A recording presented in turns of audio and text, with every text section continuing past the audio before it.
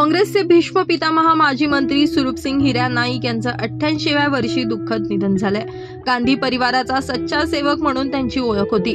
इंदिरा गांधींपासून तर राहुल गांधींपर्यंत नाईक कुटुंबाचे घरोब्याचे संबंध आहेत। इंदिरा गांधी यांनी सुरूपसिंग नाईक यांना आदिवासींचा सच्चा सेवक म्हणून गौरवलं होतं।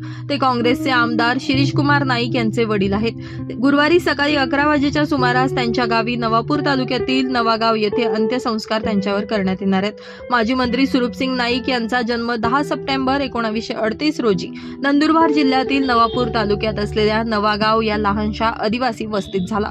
त्यांनी शिक्षण घेतलं आणि नंतर आपल्या गावी 1962 साली सरपंच म्हणून ते निवडून आले।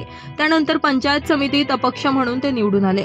त्यानंतर त्यांनी कधीही मागे वळून पाहिलं नाही। काँग्रेस पक्षात प्रवेश करत संयुक्त असलेल्या धुळे नंदुरबार काँग्रेसचे ते सदस्य झाले। त्या ठिकाणी केलेल्या कामामुळे ते सरचिटणीस पदापर्यंत पोहोचले। 1962 ते 1972 या काळात त्यांनी जे कार्य केलं त्यानं त्यांच्या पुढील राजकीय कारकिर्दीसाठी पायाभूत भूमिका बजावली। 1972 साली नवापूर विधानसभा मतदारसंघातून प्रचंड मताधिक्यानं ते निवडून आले। मार्च 1977 मध्ये नंदुरबार लोकसभा मतदारसंघातून काँग्रेस पक्षाचं तिकीट मिळवून निवडून आले। त्यानंतर 1980 साली पुन्हा आमदारकी लढवत राज्यात कॅबिनेट मंत्री झाले। त्यानंतर ते नवापूर मतदारसंघात सातत्यानं निवडून आले। काँग्रेस सत्तेत असताना त्यांनी अनेक खात्यांचे कॅबिनेट मंत्रीपद भूषवले।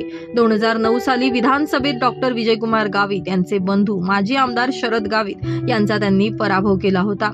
अनेक दिवसांपासून सुरूपसिंग नाईक यांची प्रकृती बरी नव्हती। 24 डिसेंबर रोजी सकाळी नवापूर शहरातील एका रुग्णालयात त्यांचं 88व्या वर्षी निधन झालं। स्वर्गवासी इंदिरा गांधी ते राहुल गांधींपर्यंत सर्व गांधी कुटुंबाचे नाईक परिवाराचे घनिष्ठ संबंध आहेत। नाईक काँग्रेसचे एकनिष्ठ म्हणून ओळखले जायचे।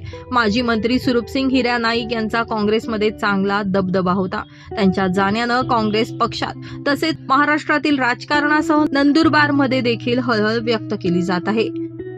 आपला खबऱ्या यूट्यूब परिवाराकडून देखील सुरूपसिंग नाईक यांना भावपूर्ण श्रद्धांजली। ब्युरो रिपोर्ट, आपला खबऱ्या न्यूज, नंदुरबार।